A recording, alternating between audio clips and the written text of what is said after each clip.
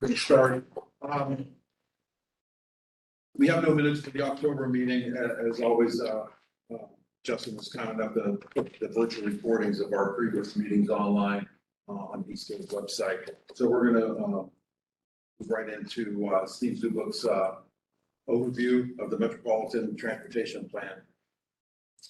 Thank you, and thanks everyone for coming out this afternoon. I always enjoy having my months that I get to come and talk to CAB. Love getting a lot of good feedback, so feel free, as always, jump in whenever. If sometimes I talk and talk like people know things, I know that's a problem. If there's something that doesn't make sense, if you want clarity on, interrupt at any time. So what I want to talk about today is giving you guys an overview of the projects that we received for our Metropolitan Transportation Plan. Justin's been talking about it, I'm sure, over the last year plus. This is kind of the basis of what we do here at Eastgate. Really what it is a 20+ year vision of what we think the two county area is going to be. We look at it, there's a bunch of different aspects. The one that I want to talk to you guys about today is specifically projects. So what we do is, just up here on the screen, a few of the topics that we touch on. But what we do here is we accept project applications. Some of them, as you see with the short-term ones, these are currently programmed projects, stuff that's happening within the next 4 or 5 years, stuff that already has federal funds attached to it. And then what we look for from our communities is really those midterm and long-term project ideas. They could be ranging from anywhere from a study being done on them to a completely random idea in the back of their head. Hey, we never know if we might do this in 25 years. Great, let's get it on the list. The way that it kind of works, and a lot of specifically what I do at Eastgate, is when a project comes in, a project idea comes from our communities, the first question is it a part of the MTP, Metropolitan Transportation Plan? That has to be a yes. Oftentimes, and tell all the communities to not sweat it, we can't think of everything. We don't know what's going to come up. We don't know what's going to change.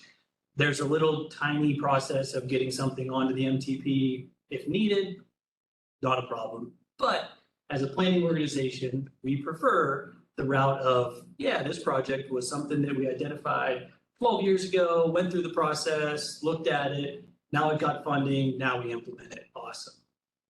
So again, with like long-term ones, those are more so when you're going to see those pie in the sky type ideas, stuff that, hey, possibly, and a big one is possibly there's just not funding for it right now.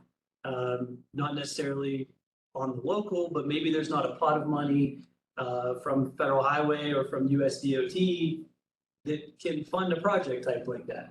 I'll get into a few examples and kind of give you guys an idea of what I'm talking about there. But what we did is, and we do a Metropolitan Transportation Plan, we do one every 10 years, we do an update every 5 years. So this is when we're going through a brand new one. We took applications August 31st, and this is how many applications we received.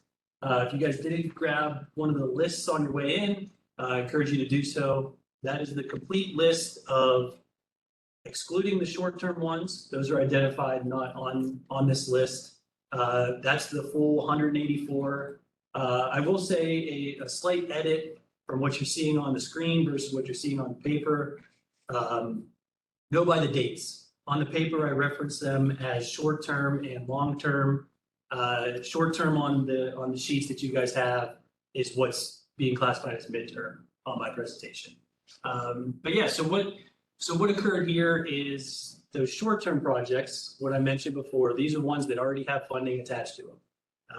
It's all federal funding, local match in there, could be multiple funding sources. This is stuff that's already programmed, it's in the system, it's being developed, it's ready to be constructed within the next 4 or 5 years.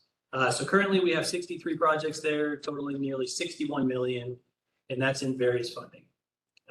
Next, getting into the midterm, this is the best selection, in my opinion. These are the ones that, like I said, there's not funding attached to them yet, but they're ones that our locals are passionate about. They're ones that our locals think are going to occur in the next 10, 15 years. So wait, did you say these are midterm? Sorry, I misunderstood. Yeah, so on the front right there, that first list, it says short-term Yeah. future projects. That's actually the collection of midterm. Gotcha, The okay. short-term's not included on the sheet that you guys have. Oh, okay, so these don't have funding attached yet. Correct. Nothing on this sheet has funding attached yet. Okay, So yeah, so the midterm ones, these are the fun ones because they're ones that, yeah, we're gonna do them, but they're just not programmed yet. So it's really the ones that you can focus on that, yeah, I should expect to see something about this in the next 5, 10, 15 years. And then finally, long-term ones, again, I mostly said that these ones are kind of your out there, maybe not a funding source attached to them yet. Still 118 million in federal funding, and these are just estimates. We're not asking any of our community members to get a detailed cost breakdown of what it may be to construct sidewalks in a location that we might do in 22 years.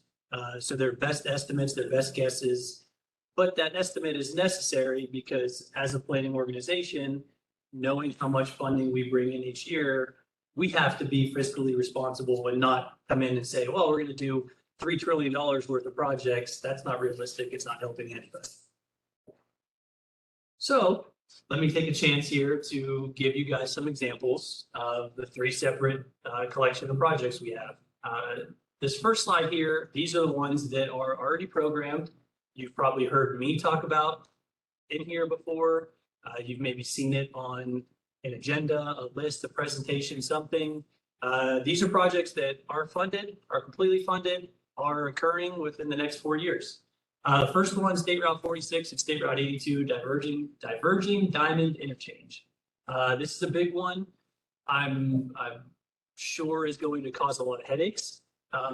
If anybody was frustrated coming in here tonight with the construction downtown, make sure you avoid the interchange up there over the next couple of years. So what's occurring there? That's up in the Niles Howland area. That's an interchange right now that has bad congestion, a lot of crashes, some serious crashes, a lot of safety issues. So that's getting a full-blown reconfiguration of the interchange.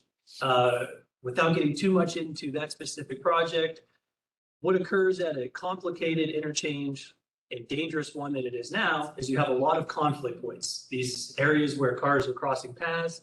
A conflict point is anywhere where a crash can occur.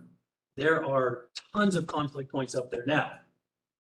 When you start to see this and you start to see what it becomes, it'll look confusing, but what it does is it reduces those conflict points immensely.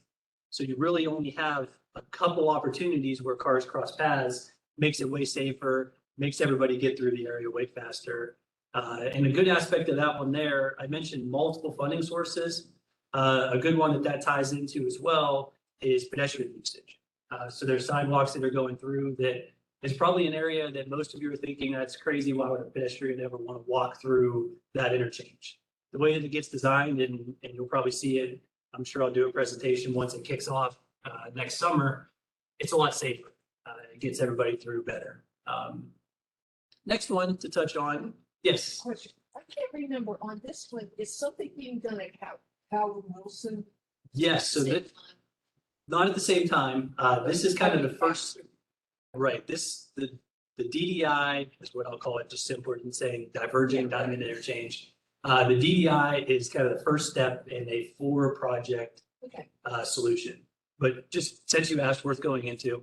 So this one will occur once this one's done. The Howland Wilson intersection on State Route 82, very dangerous intersection as well. That upgrade will occur. And then I guess it got parried down kind of to three projects, sorry. The next one is 46, State Route 46, just north of this interchange. Getting a little bit of widening, turn lanes, improved congestion there. Exactly. And then there's the 4th one that's kind of merged with the 3rd. That's why I said 4th and 3rd, is that actual intersection up to the north of 46 in Orange Area. So that's kind of a 4th step. And the way that we do things and the way that ODOT does a lot of things is we don't just jump right into this stuff. There's a lot of planning that goes into it, studies, calculations, public involvement. And the way that this one was figured out to have the lowest impact and create the best turnaround of it was to do it in sections rather than everything at once and create a lot of. Question? Could I ask a question? Shovels in the ground. So this sells next spring of 2023. You'll start seeing construction occurring in May. I can't say for sure what the schedule's like when we'll see any road closures, anything substantial.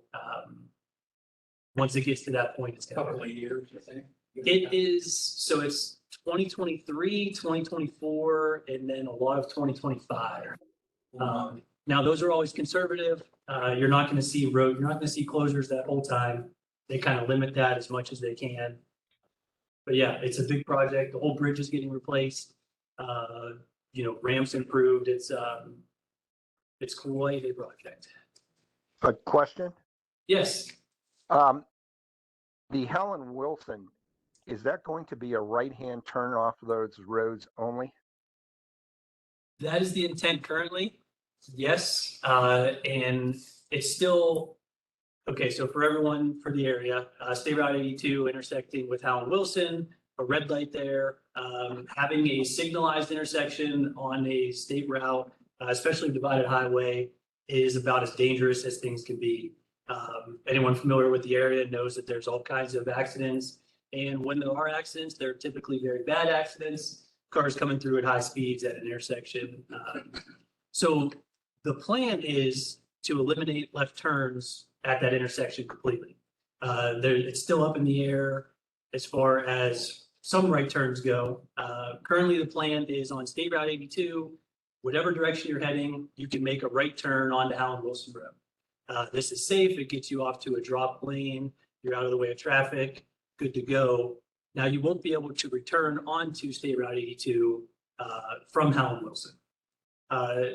They thought about allowing right turns back onto State Route 82.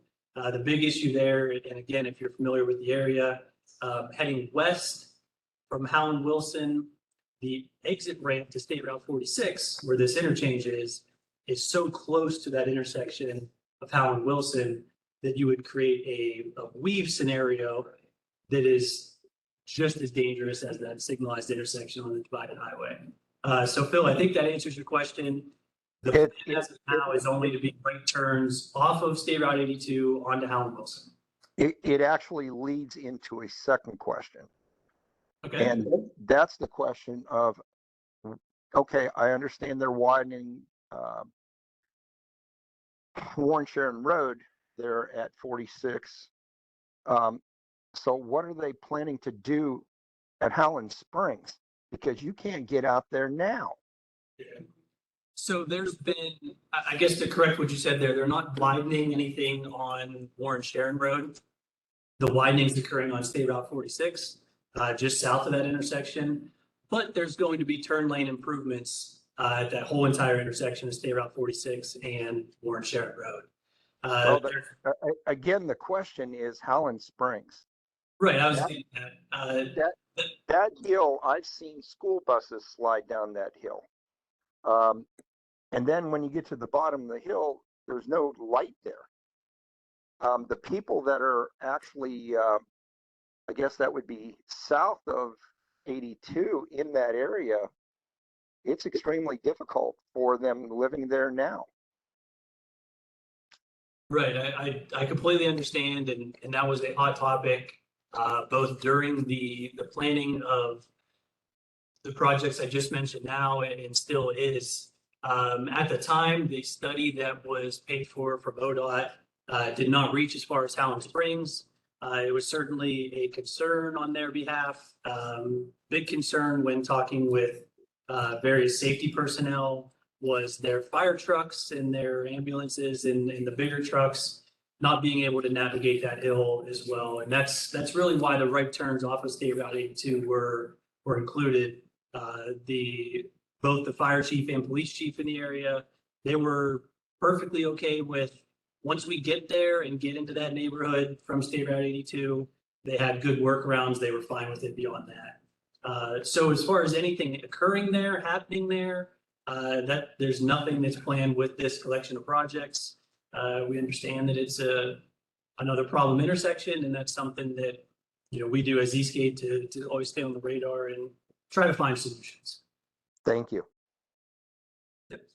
Any other thoughts on the DDI before I jump ahead? Okay, so next one I wanted to jump into, established trail reconstruction in the village of Lowville.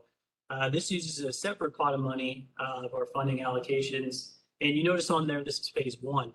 A much smaller dollar amount than the DDI, but still a collection of projects that we just could not fund the whole stretch of the trail, complete reconstruction at once.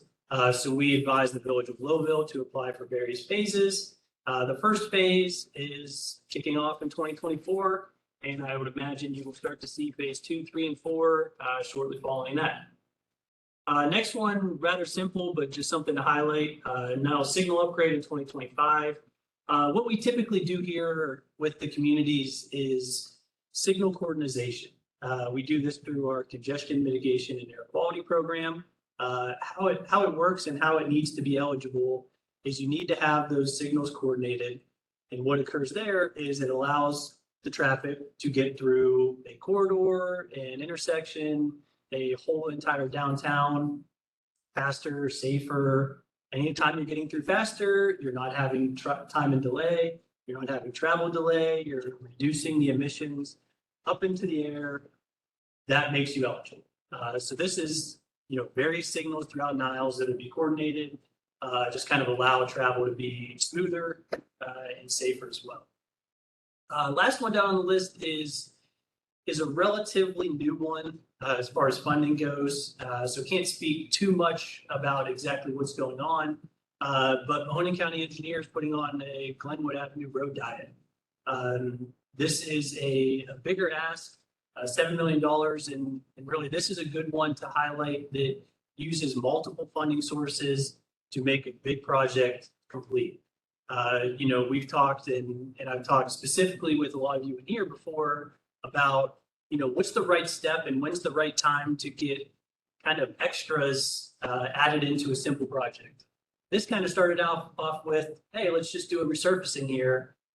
No, let's talk about it. This is an avenue that's it's close to Mill Creek Park. It's close to a lot of other, residential business areas. What more can we do?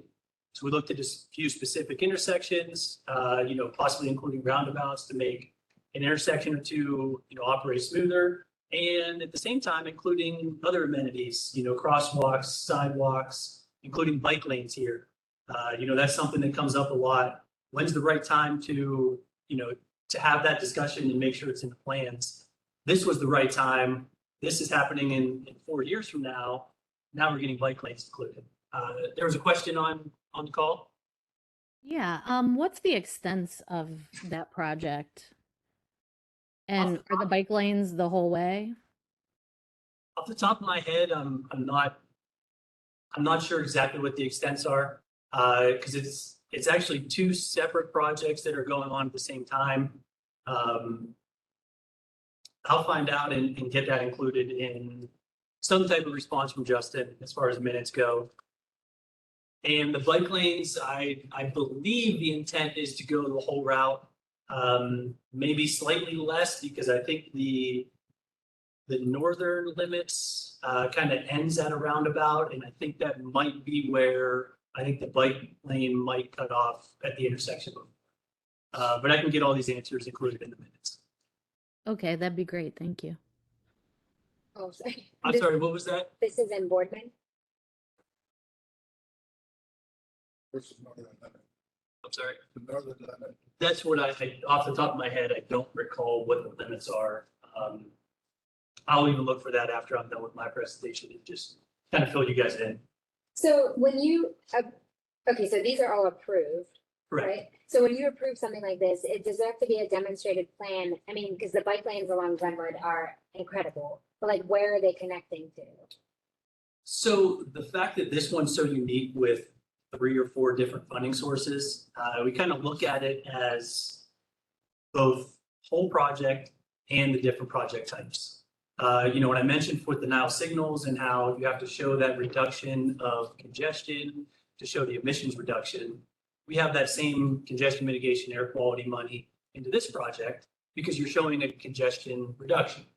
So when we're looking at the project as a whole for applications, we're looking at little aspects and the whole aspects. And really what we're doing as the planning organization is making sure of eligibilities, making sure it's not something that's detrimental to certain census tracts in the area. And then really, we're not the certified planners, the engineers that we trust that their limits make sense. And a lot of what we do goes to committees that are made up of various community members. Some of ours go to a statewide level where there's a statewide committee. It really all I'll do or Eastgate will do is assure that this is a good project, good for the region, not detrimental, is eligible. And then as far as this project versus this one, which one's better? Does this make sense? That's where we kind of leave it on to the communities, the locals, the members of our various scoring committees.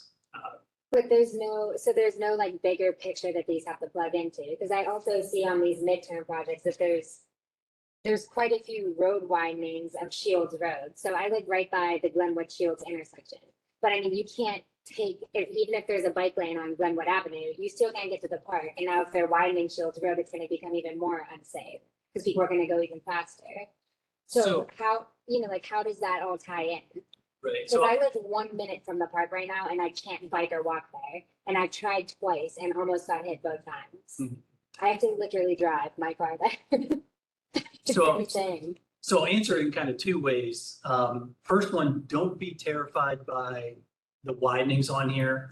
The widenings aren't adding through lanes. They're not adding additional traffic. But they're making I think they're making the lane to 12 feet, which I mean is shown to increase speeds. Correct. But really and maybe that one specifically, but most of the ones that would be on here identified as widenings are really adding turn lanes, whether it be at key locations, intersections. You guys will start to see in no time here, if it hasn't already started on Western Reserve Road, construction kicking off there. That's a widening that I think is actually reducing the lane widths, but it's adding curb width to be able to add a turn lane in the middle. They started and then Detour you all the way to 224. And then like a quarter mile over to Hitchcock and then back.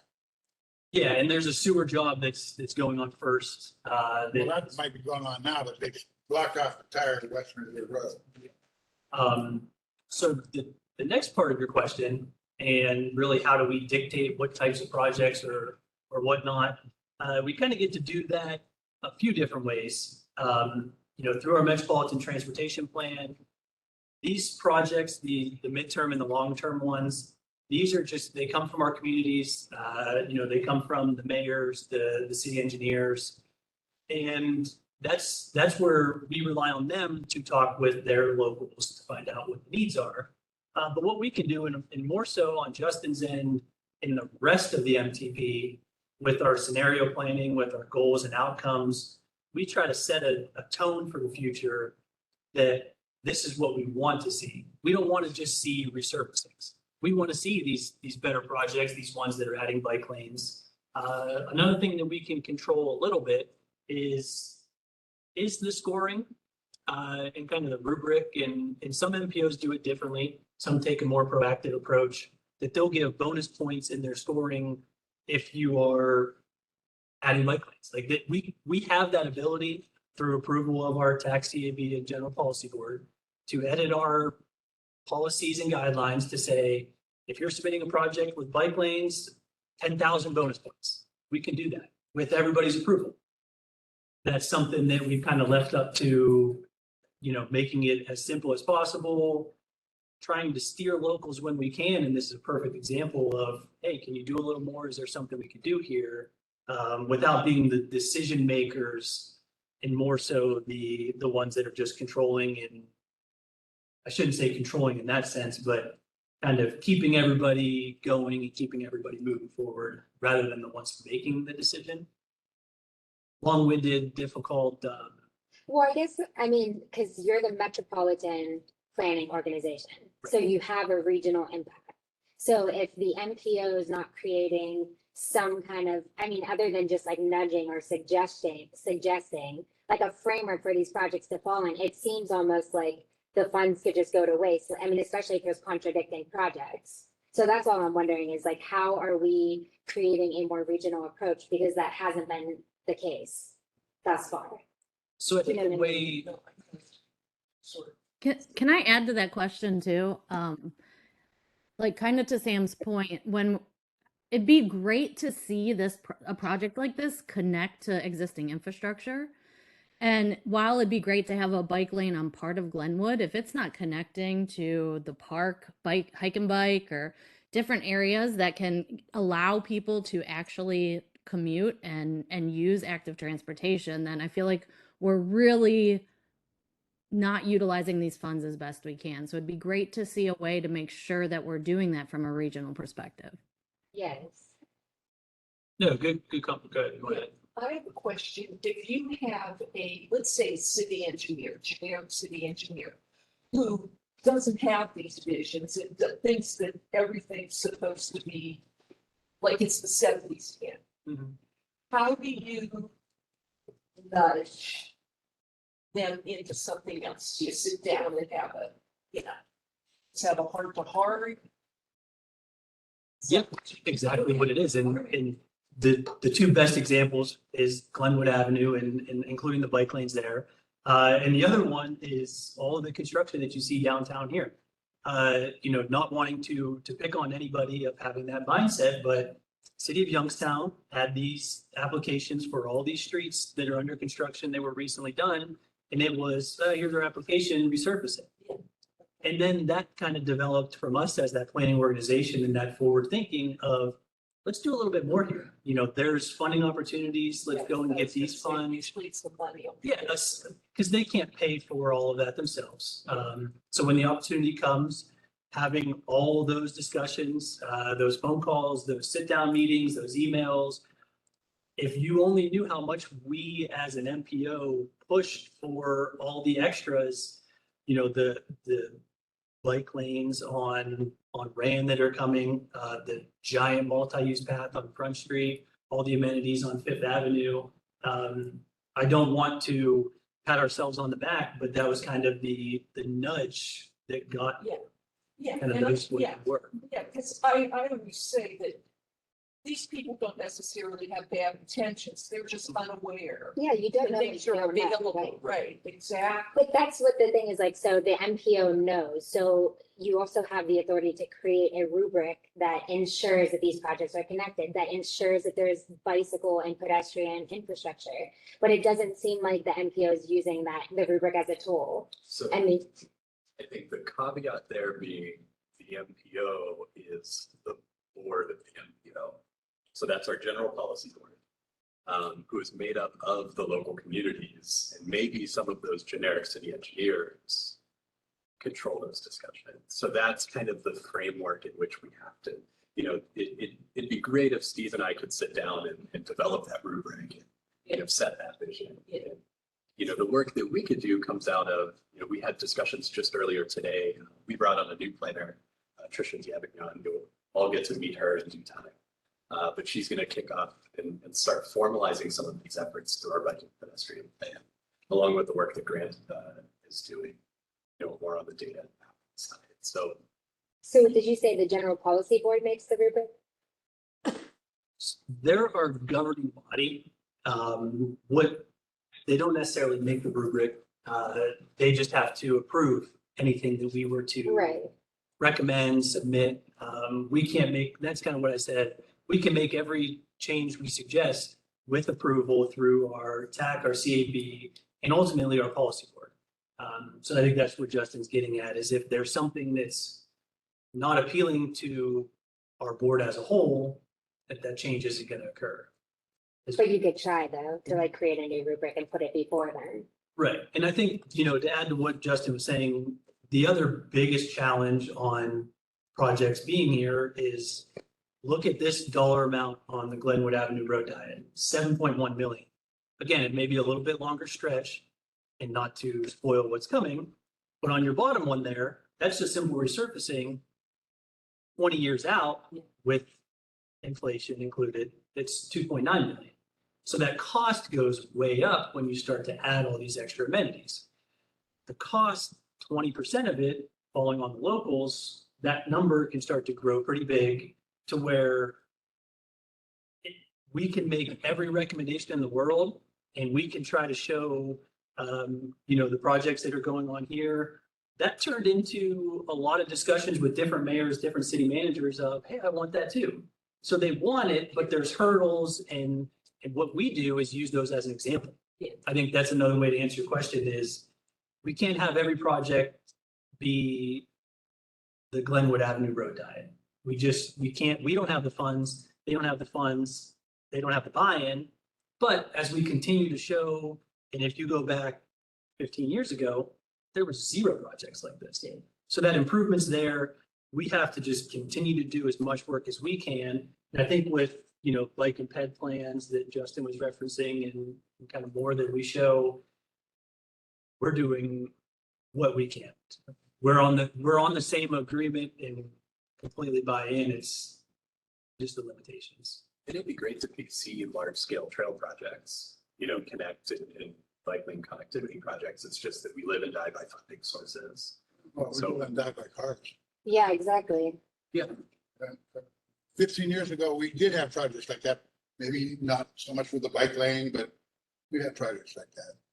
The thing is, on this Glenwood road diet, who's the local sheriff?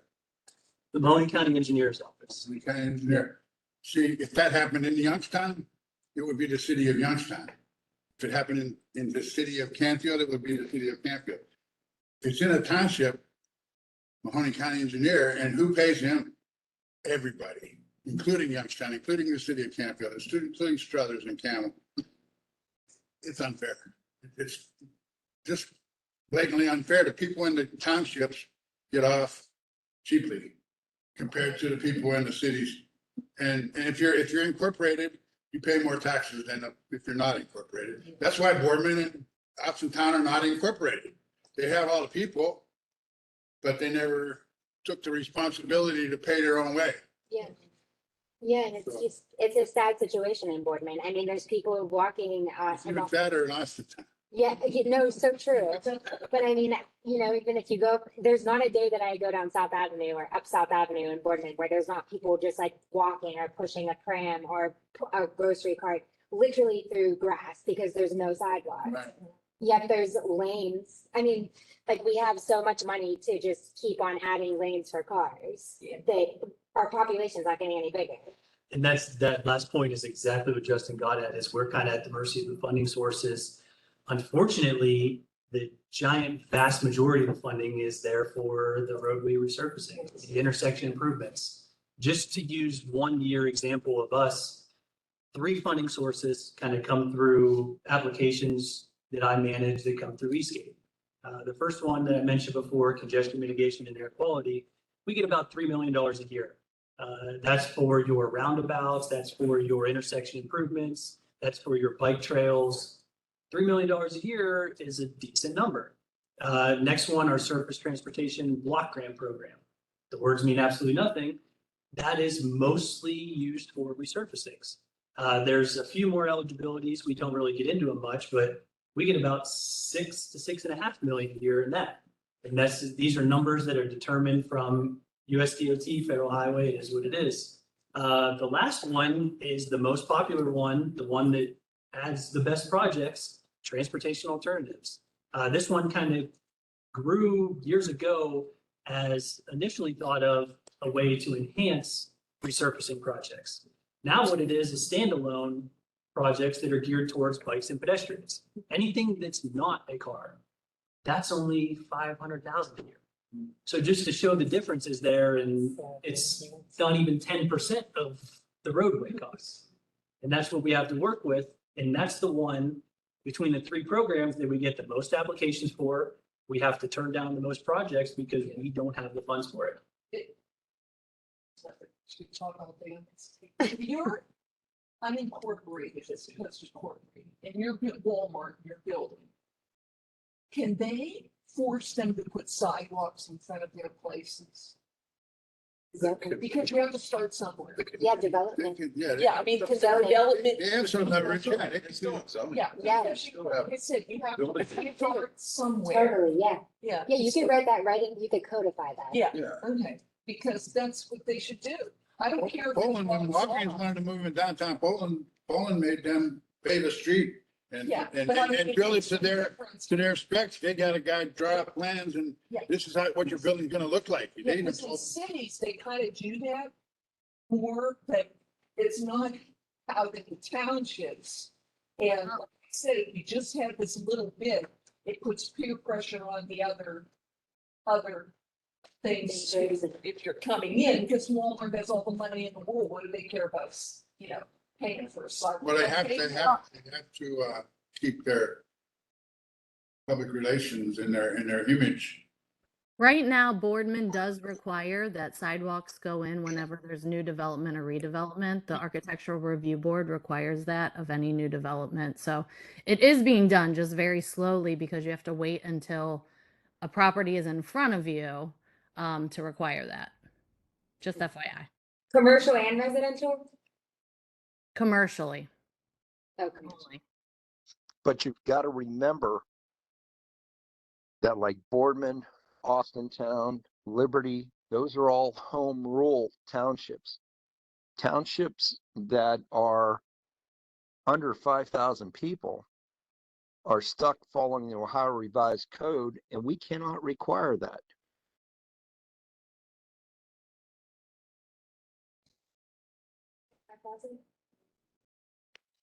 Township is under 5,000, they have to go by.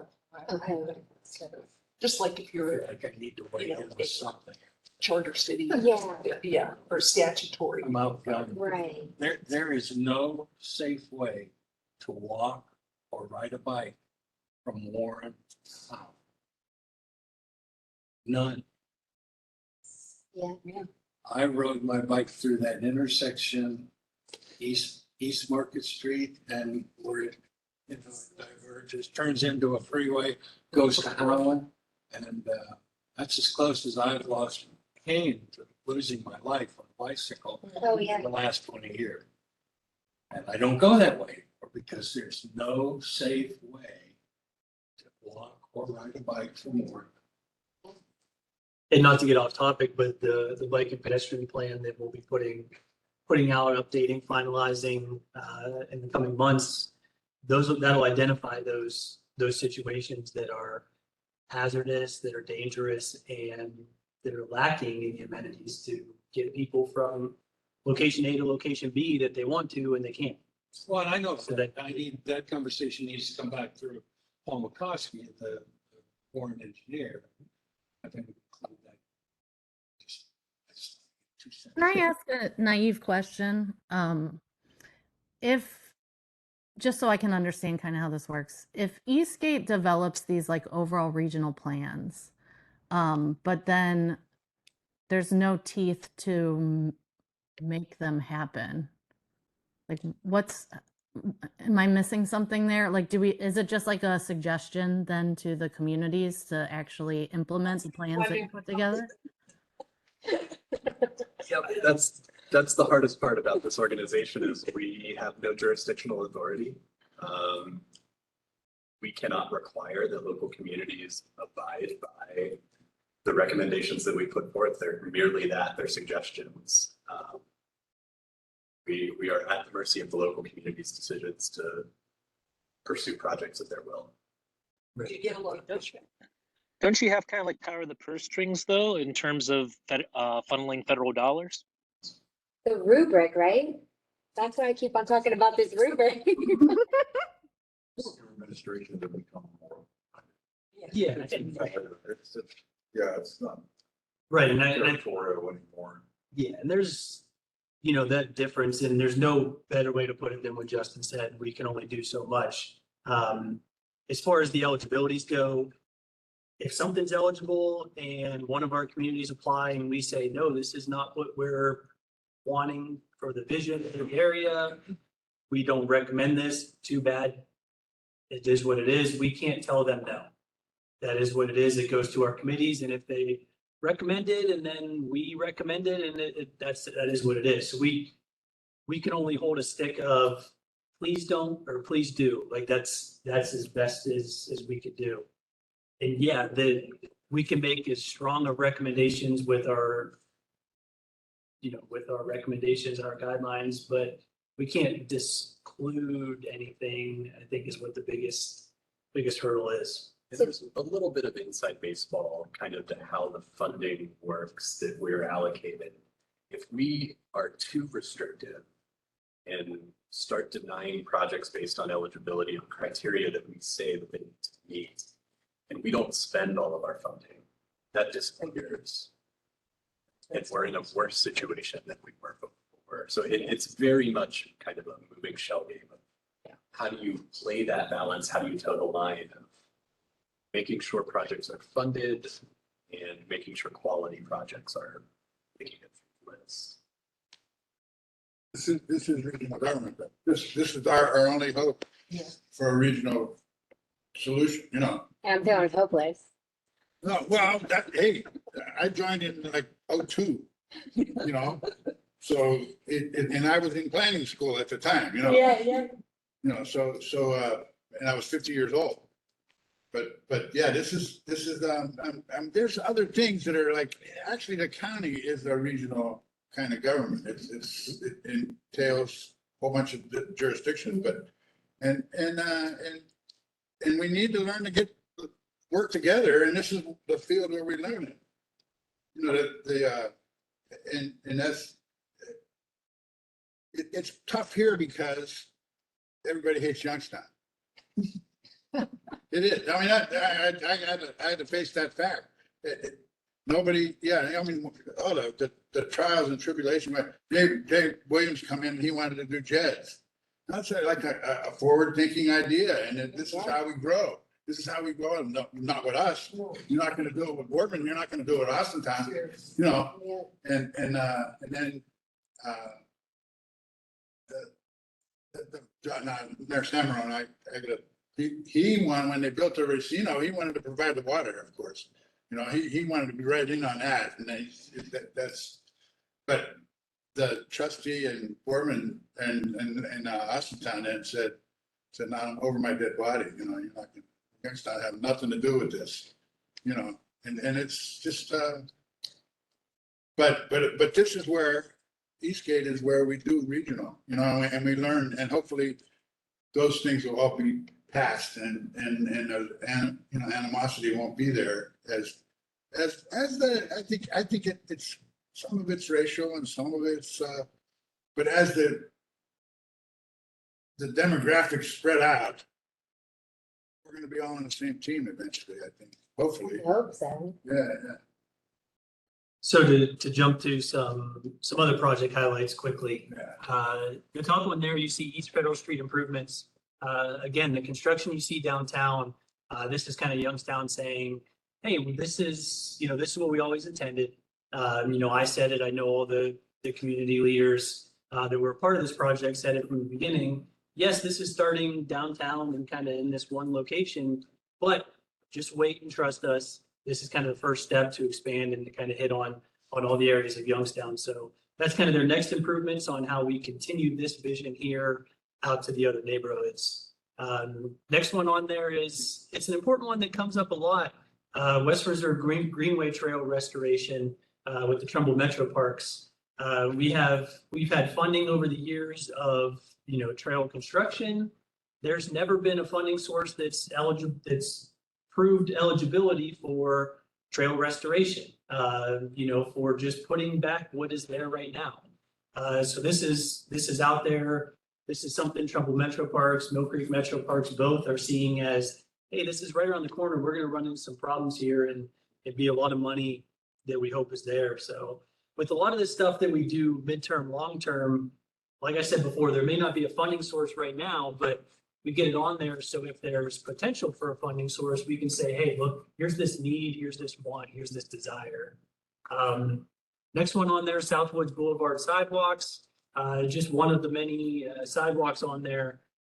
As I mentioned before, we do not enough because we don't have enough funds, but one of the locations that Boardman Township is looking for in the future to connect some residential and business areas.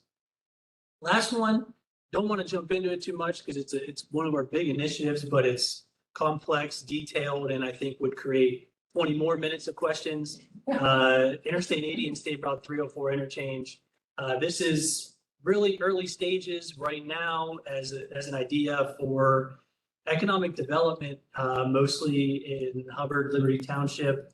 There was stuff way from the past that didn't have the correct alignment, didn't really, the negatives outweighed the positives there.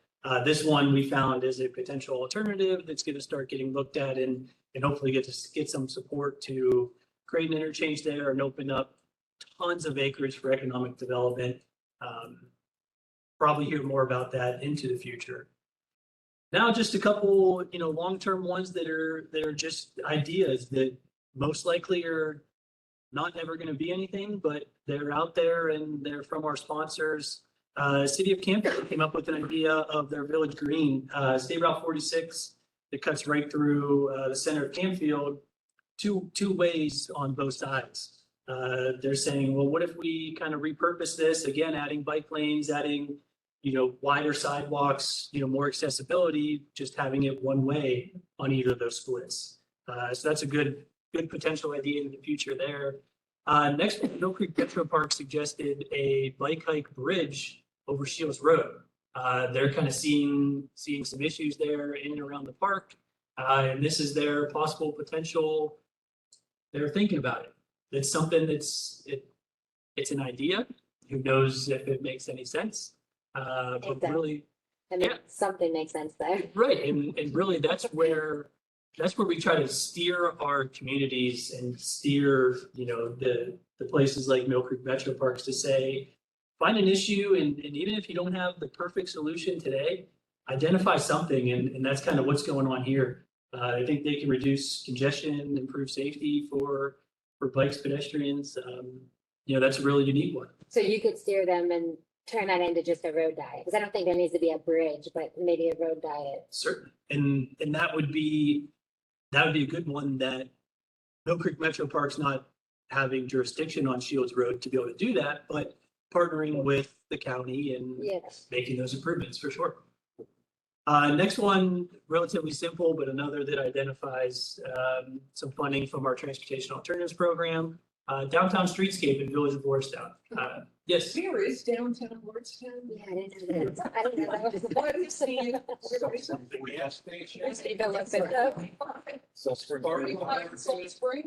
Only makes sense. I think what they wanted to, I think this was an example of kind of what I mentioned before of piggybacking off of ideas that they see other downtowns having these improvements. Right. So I think that's how I took it. They had Salt Springs in 45. That's the best case. That's the best case. Well, where else would it be? Yeah. Right. Well, again, what are they going to do with that 100 million plus that they were announcing today? I'm sorry, what was that? The second power plant is about to go in, and they're going to realize over $100 million in taxes. What are they going to do with it? Hopefully build a bunch of sidewalks on bike lanes. Yeah, great question. Courtney agrees, great question. And last one, just to highlight, again, I mentioned before that the bulk of our funding is for resurfacings. So just to highlight here that, our locals, our communities, the county engineers, they're not forgetting about just the roadway resurfacings. I know that none of us in the group here, this is what our kind of passion is, but we're getting to that time of the year that winter's rolling around, snow, ice, freeze, thaw. We're gonna have potholes like crazy, and that's when the only thing that's focused on is how bad the roads are. So I just wanted to highlight resurfacings are always on there. They're never going away. So that's pretty much it. Again, that full list of projects with that packet, make sure that gets included. The good thing here too is we stress to the communities to give us everything they can think of, but as I mentioned initially, knowing that we update this every 5 years. So if there's something that comes up over the next couple of years, there's going to be time 5 years from now to get it into the next update. So it's not a product that gets signed, sealed, delivered, and this is the only thing that we can pull project ideas from. But it's, as a planning organization, and the way that we operate and we're supposed to operate, it's kind of our first step and how we're supposed to do it. So This is interesting. It's just fun. yeah, like I said before, I do have a question, Jacob. I'll get to you in a second. I always enjoy having these conversations. I love coming, and my 10 minutes that I'm supposed to be allotted always turns into 45. Whether that's a good thing or a bad thing, I don't mind it. So don't feel like it's a bad thing. Jacob, you had a question on the call. Sorry. Not a question, but. Yeah, can you hear me okay? Yes, we hear you. Fine. Oh, great. Yeah, I was just curious where the Mahoning River Greenway is on the plan. I mean, you mentioned the Stavish Trail. I think the best thing that Eastgate could do is enact as part of the Mahoning River Corridor Plan, that Mahoning River Greenway to connect the Stavish West all the way to Ravenna. I was just curious, is that kind of like in the mid-planning stage? And also, as a follow-up, the Appalachian Grant, is that could be like the main way that hopefully we can get that done? Yeah, I can see some of it, like, yeah, okay, so, Jacob, you're referring to the Mahoning River Greenway, which was incorporated into the Mahoning River Restoration Plan. That, since that is multi-jurisdictional, it crosses a lot of boundaries, challenging to fit into this type of kind of project submittal. It's certainly, I think, possible, but again, the big thing with what Stephen's presenting is all of these projects have to be what's called fiscally constrained. So we do have to identify that there is funding available for those specific projects.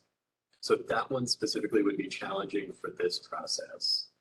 You did bring up the Appalachian Communities Grant Program, which is something that I think Kathy talked about when she was here a few months ago.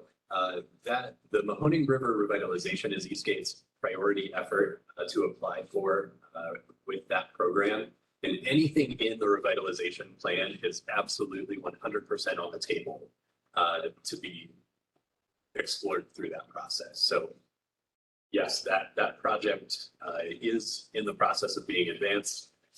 Like everything else, takes a little bit of time, but with this Appalachian funding that is available, hopefully that could be accelerated a little bit because those funds need to be spent fairly rapidly. Sorry, go ahead. Well, just a comment. It was, I found it interesting because you both weighed in on this and said the limitations that Eastgate finds itself laboring with, and you can only make recommendations, you can't make requirements. That's just 180 degrees different view from what it is in your member community. Right. We much feel like you're the tail that wags the dog. So it was funny to hear. I'll just show it. And it's fun too, because believe me when I tell you, we would love to be the ones to make all of the policies, all the decisions, control, just because, as most people probably do, we think we do it. We think we would make the decision better. But at that same aspect, we don't live in all these communities. We don't hear from all the locals in those communities. We just don't have that ability. We don't have that big of a staff. So we see the value in the way that it does work, but don't get it twisted that we would love to do more than we can. But we're kind of limited to what we're allowed to do. And there's a lot of times that there's stuff that we would love to study, to look into, to dive into. I think we can handle, we could find a way to do it, but we're just not even allowed as an agency. The way that we're funded and the way that we have to operate and do things. We were talking about that river project that 15 years ago, that was a dream. Yeah. But it was a dream of these people in this building, on this floor, that they kept focused on through changes of leadership, through changes of all kind of things.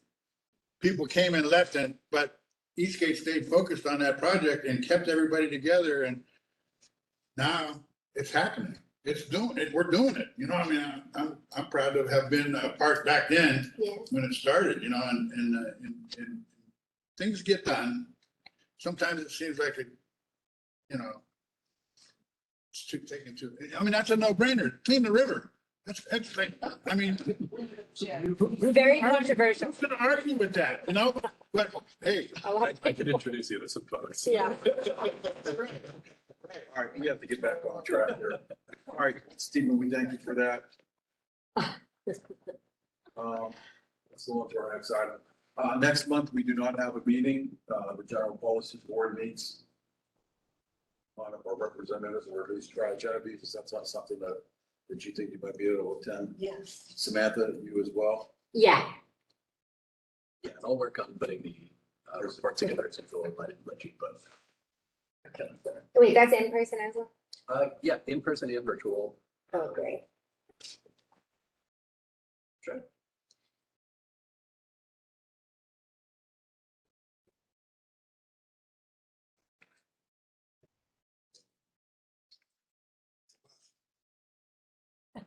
They can't get through either. My wife. Still trying to figure out how to get through this. really, yeah. All right, Justin, can you give us a little overview of the tech meeting today? Yeah, this will be pretty quick. Our TAC meeting was a little abbreviated, but still had a lot of content. Leading off for the Clean Ohio Round 17 program updates, applications are coming due about mid-November. There's a new submission portal. So that's an interesting process for our communities that are interested in that program to utilize. And then December 2nd, the Natural Resources Advisory Committee will meet to review those applications and ensure completeness. That program has about $2.98 million available for the district this round. Moving on to the Ohio Public Works Commission District 6 Round 37 funding and project updates. They met for the final time this round on November 1st, where they discussed final scores for projects and set a cutoff line for the projects that will be awarded. $8.8 million in grant funds are awarded for next year, 3.9 million in loan projects. There are 6 small government projects, which are kind of a separate pot of funding that gets sent to Columbus for a chance of funding in the spring of 2023. There were 4 unfunded projects this year, and the total project cost, which includes grant and loans and the local share of all those projects, is $31.6 million. So you think about 8.8 million in grant, 3.9 in loan, leveraging that amount to have $31 million in impact is pretty incredible.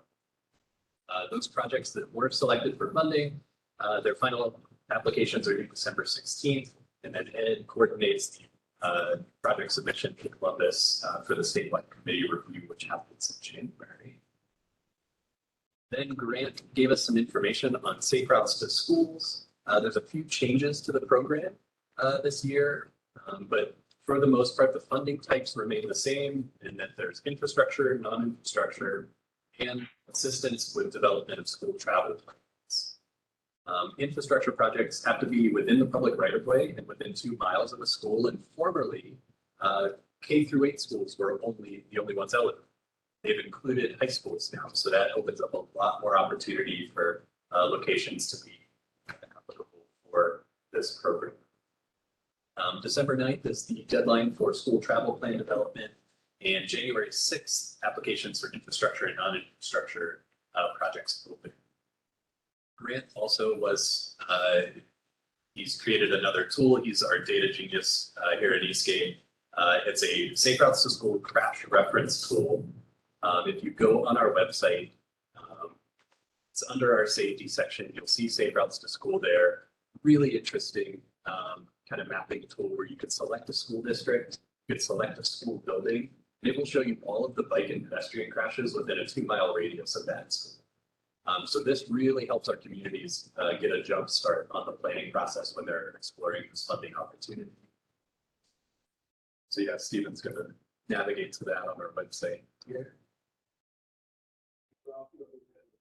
So yeah, at the bottom of this page, really straightforward and easy to use. There's some drop-down menus on the right-hand side that you can navigate to school districts. And then, as you see on the bottom, those graphs will change as your selections change. So yeah, just something we make available, through our programs to help folks. That's And one thing just to add on there, Grant did mention, if there is a school district, when you're looking at this, that does not show up on the list, that's because the 2 mile radius that's shown on here did not have a crash within it over that timeframe, and therefore it didn't populate.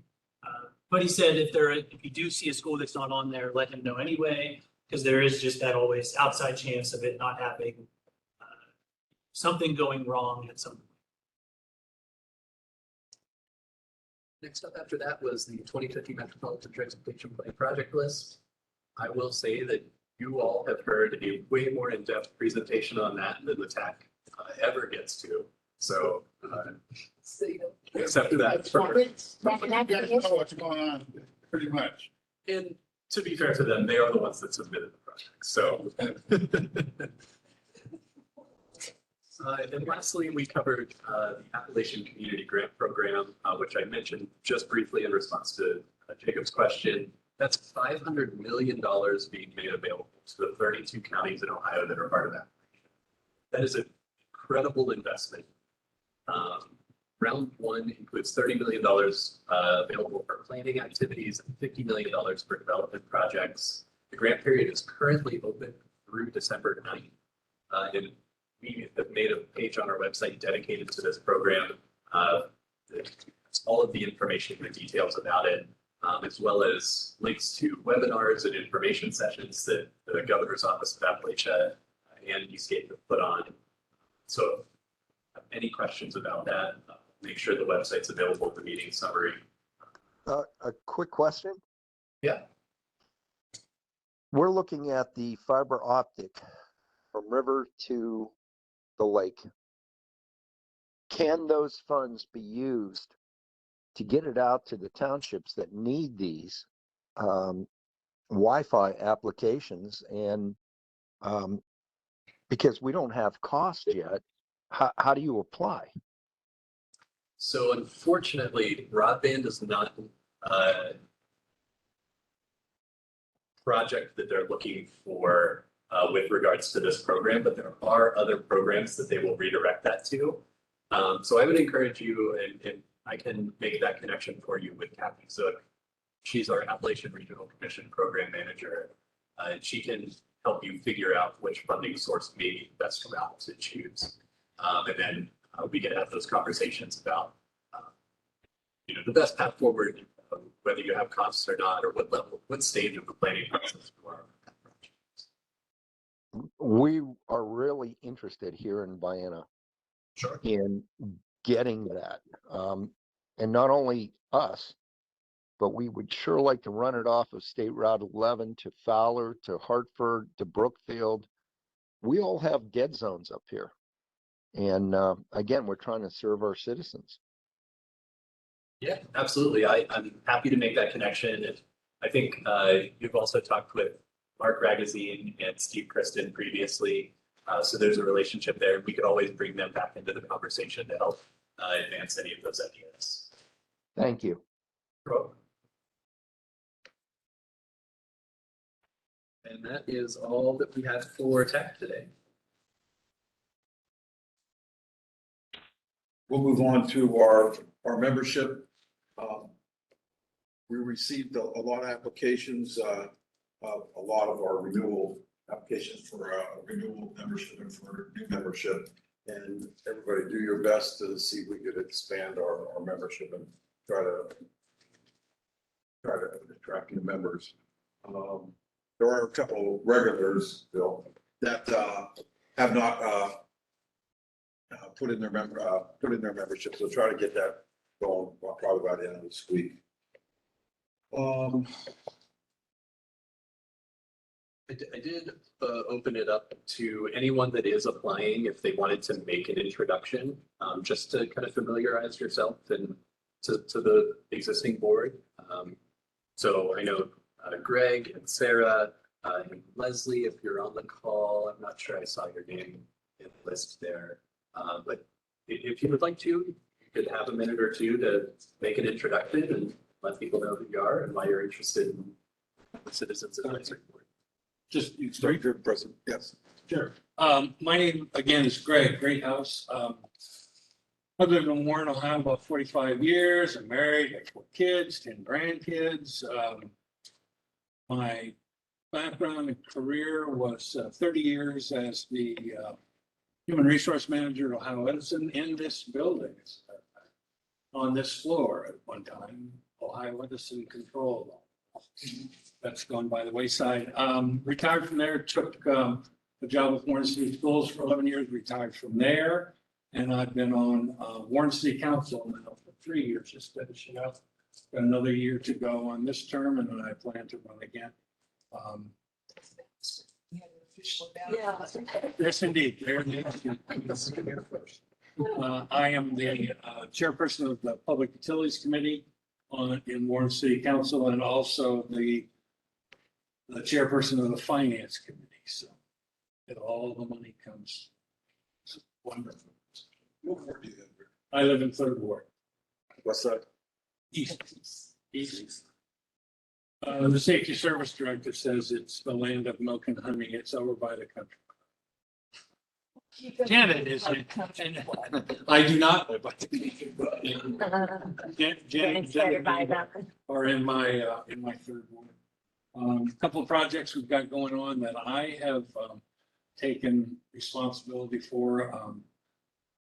LED streetlight conversion citywide. There's got about 5,300 lights we'd like to wrestle away from Ohio Edison through eminent domain if pressed, and convert those to energy saving green LED fixtures. I've also got a solar farm sitting out there bubbling that could provide 70% of the power needs for our main fire station and the municipal and police, courts, and city council. We're just waiting for some remediation to be done on that piece of land, and then we're going to be bringing it forward as well. One thing I've noticed, and I'll wrap it up with this, is in chasing down money for this streetlight project, so much of the federal dollars, there's this requirement that it be a regional effort, region-wide effort, a collaborative gathering of communities pushing these ideas forward. And I thought, what better way to find out about a regional council of governments, but to affiliate myself with Eastgate. So I appreciate the opportunity and your consideration. Thanks, Kevin. Anybody online? Sarah, I didn't know if you wanted to introduce yourself or. This is what I get for asking questions, right? Yep.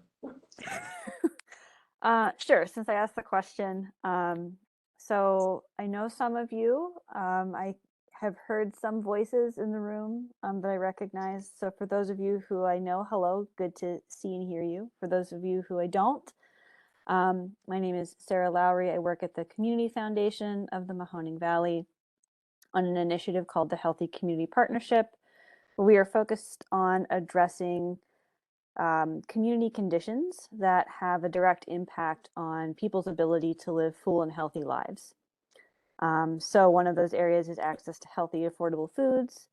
The other two are parks and green spaces, so making sure that residents have access to welcoming, well-maintained parks and green spaces within a reasonable distance from where they live.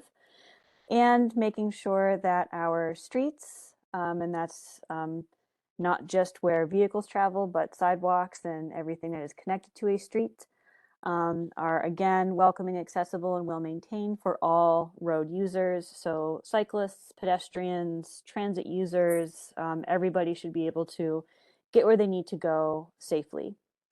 And so a lot of the work, both connected to green spaces and parks, and certainly active transportation are kind of connected to the work of Eastgate. So it makes sense for me to do my job well and informed to be a part of this group. Work with several folks at Eastgate as a part of the work. Would love to talk with any of you who are interested in getting connected and involved in the work that our coalition is doing. I heard Councilman Greathouse mention regional collaboration. That's what we are all about. So if that's something of interest or any of those focus areas, I'm happy to connect with you all one-on-one. But this is a wonderful group. I've been a part for a year and hope to be able to continue.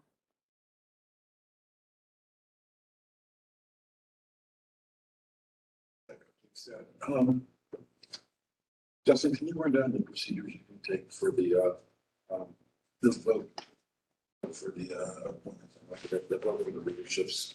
Yeah, positions? absolutely. So you'll notice in the agenda packet is the membership summary.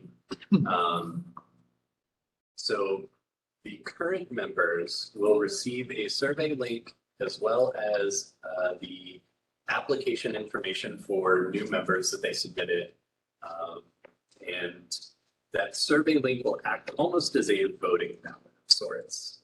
So it'll be broken out into a couple categories. Any members this year that are reapplying for membership next year, it's just a simple, yes, no, it'll be a group kind of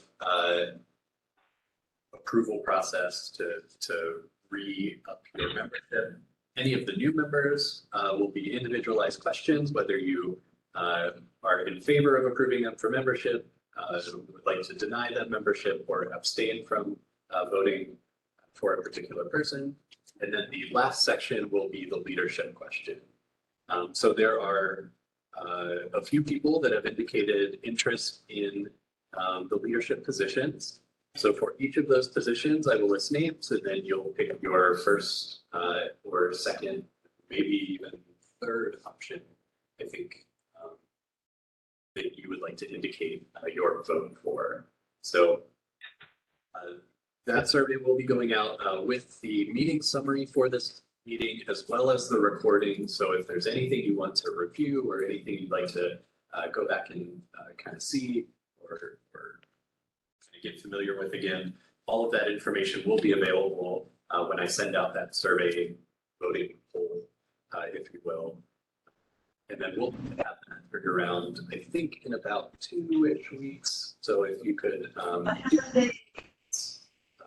we will kind of proceed with that. And then there's no meeting in December. So the next CAB meeting will be with our new slate of membership in January. So that will be very exciting.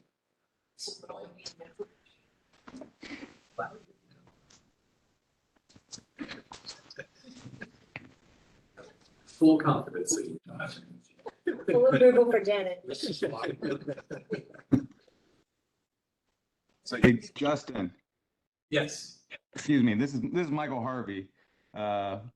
Is it all right if I just say a couple words? Yeah, absolutely. Go ahead.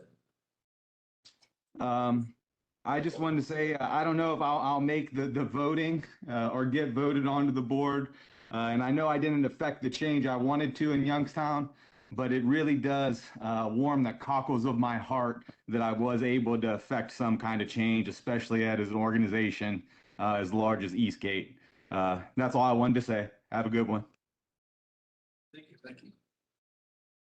So yeah, if anybody has any questions about the process, feel free to reach out, but I'll try and lay out the instructions as clearly as possible in email to the current board members. Once those submissions are all in, I will send out the results to everyone, just so everybody's aware, and we'll get everyone prepared for next year. January's meeting will be with Jim Kinnick, as usual, where he'll give kind of an overview of the agency, to kind of like a look back into the past year, as well as what's coming up in the future. And we'll do a little bit of kind of like board orientation for everyone, just to start everybody off fresh and keep everybody to know how this all works. Question. Resolution for passage. Last month, we had one resolution we voted on. It was the 208 plan for the area-wide water quality management plan. That passed. in the future, what we'll do is at the beginning of this section for resolutions, we'll just put what the vote is, or we'll do that on online too, after the voting concludes. We'll put the results out so that we don't have to wait till the next meeting.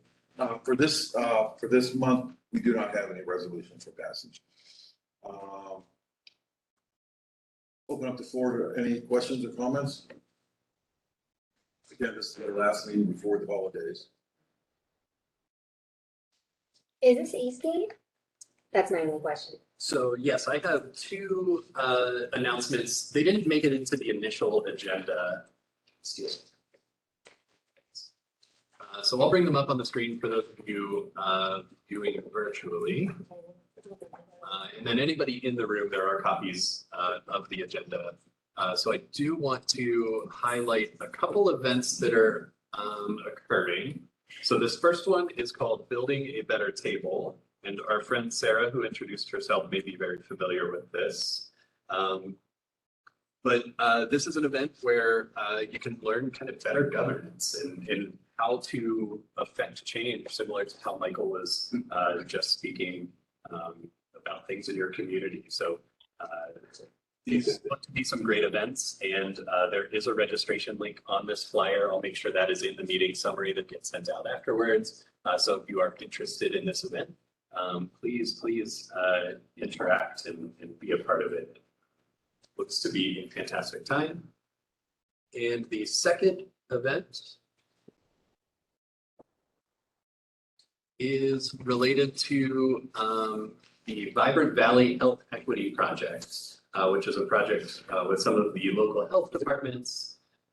They are having some specific meetings focused on specific priorities: mental health and substance use, community conditions and safety, and access to care, and they are looking for community input.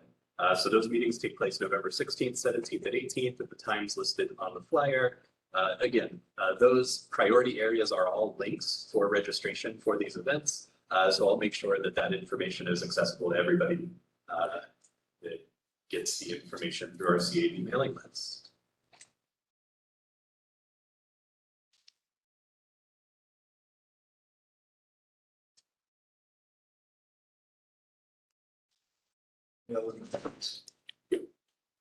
Well, it's concert time.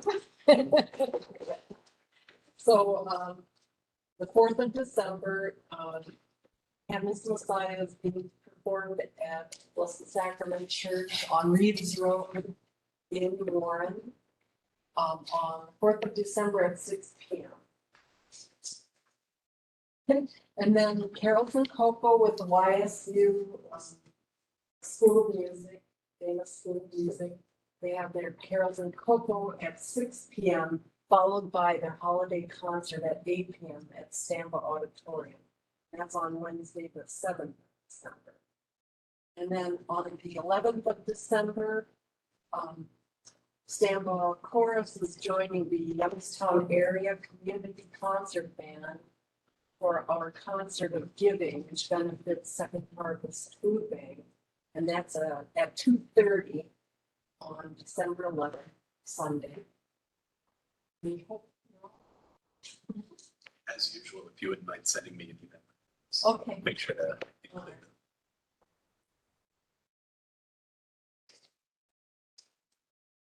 Well, I'd like to offer an open invitation for any and all to join me in 8 days in the big green chair at the Eastwood Mall.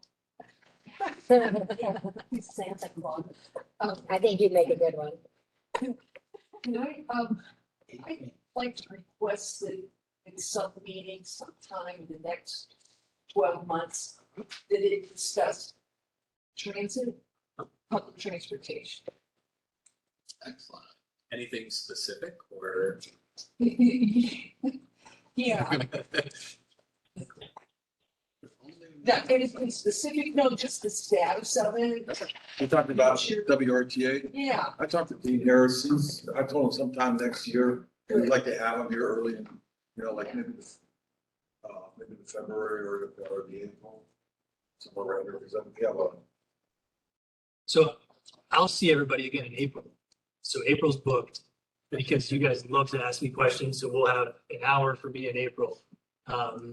April, we'll be able to talk about all of those 63 projects that are currently programmed ones. That's when the new projects are becoming official. We'll have a public participation. We usually do it before the CAB event, the meeting. I don't know what date that is in April, but you guys will see something in the next few months for sure. But yeah, sorry, you don't get transit in April. You get. Sorry. That's in February. Maybe we'll be able to get here without going through the labyrinth by then. Because Jim will be long with it. Get your notes in. No. Unfortunately, yes. Yeah. Not my project, I can see. And we probably want him to concentrate more on what can happen in trouble with their. Well, no, I just want it to be talked about. I go to their meetings, so I kind of know what's going on, but it just needs to be talked. So another thing, and not to steal the thunder, April, the document that I'll have presented and talk with everybody in April, an aspect of that, a good chunk of it is transit and transit funding and all the projects that receive federal funding for the transit program. Berta in our office, Murder-Based Chapman, she handles the transit aspects of that. But maybe that's something that we can see if she can attend in April as well, to where we kind of doing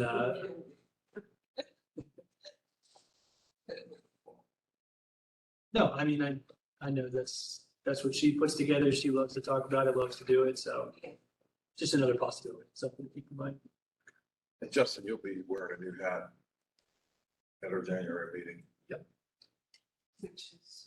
I'll be taking over as the Director of Planning and Development. Well, And he's applying to hiring. is Tricia gonna be doing her job then? A lot of the parts that I was doing, Tricia will have. Her dad was my boss in the city, yeah. Congratulations. Yeah. Thank you, everyone online. And I hear TOD plan, I see the state has to pass a new transportation budget by the end of March, so sometime after that would be good to hear updates. So all great suggestions. I think we'll have some good topics in the hopper. I think that concludes our meeting. Everybody have a great holidays. Thank you.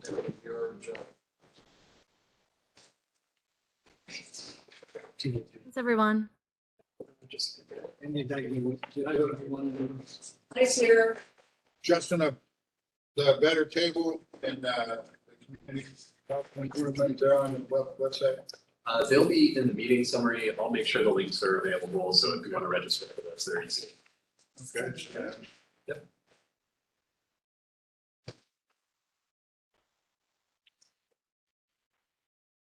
Appellation, right?